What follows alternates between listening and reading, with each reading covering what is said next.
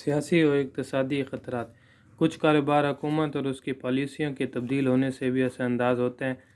اس طرح اقتصادی تبدیلیاں مثلاً اقتصادی بدحالی اور شرح سود میں بھی تبدیلی بھی کاروبار کو خطرہ لاحق کر سکتے ہیں۔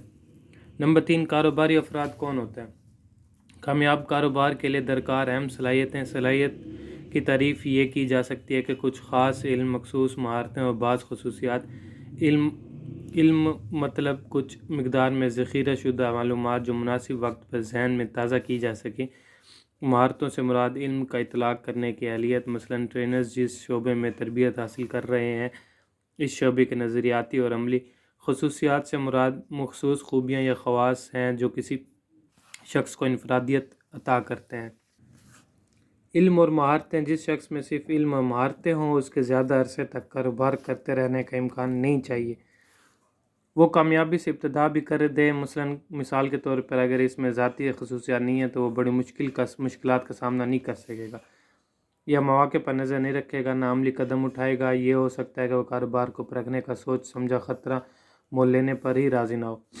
علم کی خصوصیات، جس شخص میں صرف علم اور ذاتی خصوصیات ہوں لیکن تکنیکی مہارتیں نہ ہوں تو ممکن ہے اسے کوئی ایسی قابل قدر چیز نہ ملے جس پر وہ ان کا اطلاق کر سکے، یا ہو سکتا ہے کہ وہ غیر متعلقہ افراد پر ضرورت سے زیادہ انحصار کرنے پر مجبور ہو جس کے نتیجے میں نقصان اٹھا سکتا ہو۔ اس کا حل یہ ہو سکتا ہے کہ وہ کوئی شراکت دار ڈھونڈے یا ضروری مہارتوں کے حامل افراد ملازم پر رکھے۔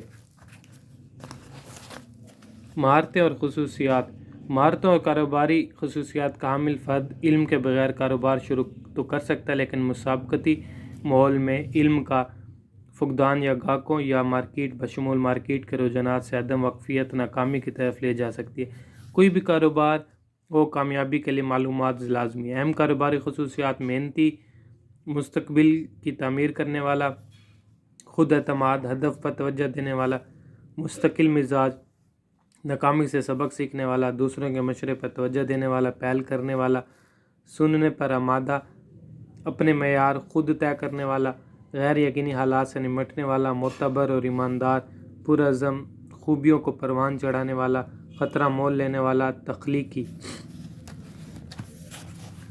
اہم قائدانہ خصوصیات: کاروباری افراد اپنے اہداف طے کرنے اور منصوبہ بنانے کے ذمہ دار ہوتے ہیں۔ ملازمین کافی بڑی حد تک ان منصوبہ پر عمل درآمد اور اہداف کے حصول میں اہم کردار ادا کرتے ہیں۔ چنانچہ کاروباری فرد ایک اہم فریضہ ملازمین کو حوصلہ دلانا اور اسے قائم رکھنا ہے۔ قائدانہ صلاحیتیں خود نکھارتی ہوتی ہیں کیونکہ یہ صلاحیتیں مختلف افراد میں مختلف ہوتی ہیں۔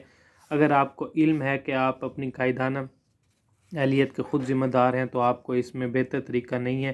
کاروباری افراد وہ ہوتے ہیں جنہوں نے اپنا قیادت کا ذاتی انداز خود تشکیل دیا، اور عام طور پر قیادت کے مندرجہ ذیل 3 انداز استعمال ہوتے ہیں۔ آئینی رہنما یا آمر قائد ملازمین کی رائے پوچھے بغیر فیصلہ کرتا ہے اور احکامات دیتا ہے۔ مشاورتی رہنما یا جمہوری قائد گروپ کے ارکان کو فیصلوں میں شامل کرتا ہے۔ دستبردار رہنما یا آزاد قائد تمام فیصلے گروپ کے ارکان پر چھوڑ دیتا ہے۔ پہلا، دوسروں سے معاملات میں انصاف پسند اور ایماندار۔ دوسرا، دوسروں کے لیے اچھی مثال قائم کرنے والا۔ تیسرا، تعاون کرنے والا۔